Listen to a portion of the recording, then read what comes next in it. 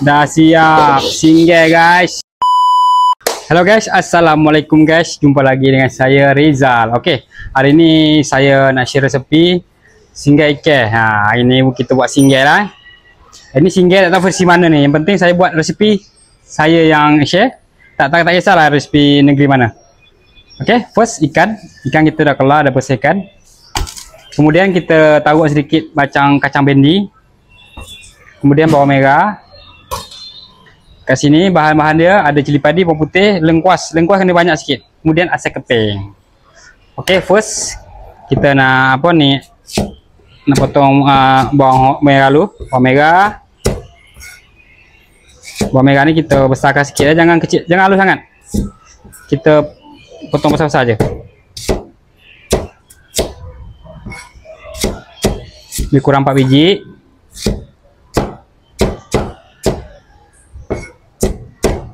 Okey, ni bawang ni dah basuh semua tau, bahan-bahan semua dah basuh.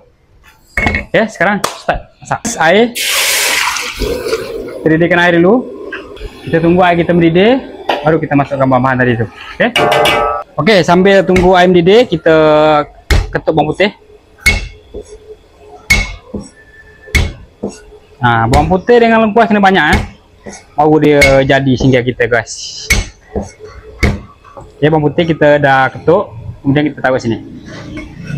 Kemudian cili padi kita ketuk juga. Tu. Kemudian kita taruh juga sini. Okey, ini bahan-bahan yang kita dah ketuk, dah iris, dah potong semua. Okey guys, apabila air dah macam dah mendidih tu, first kita masukkan bawang merah. Kemudian sini lengkuas halia, bawang putih, cili padi. Kemudian kita kacau sekejap. Tu dia. Okey, untuk perasa dia, kita taruh sikit aji. Kemudian garam 2. Okey, perasa dia. Kita taruh gula sikit. Apabila air kita dah mendidih macam gini guys, baru kita taruh ni ikan. Okey, masuk ikan semua. Kita biarkan dia dulu sekejap.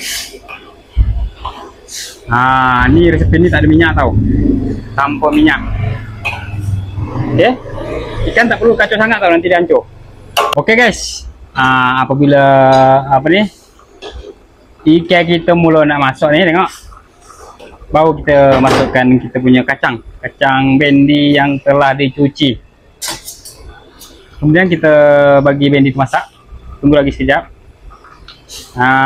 Tu dia guys. Ni tak terlalu kuat, jangan terlalu kuat kacau tau, nanti ikannya hancur. Okey, kita bagi sedikit cili ni untuk hiasan. Okey guys, dah masak guys.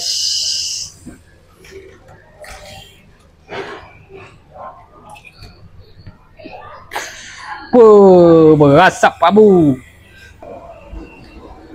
Okey guys, inilah dia ikan kita. Dah siap singgah guys. Okey, selamat mencuba. Jangan lupa macam biasa, bau dia. Okey, mau cuba, jangan lupa follow, like, komen, subscribe. Bye bye. Assalamualaikum.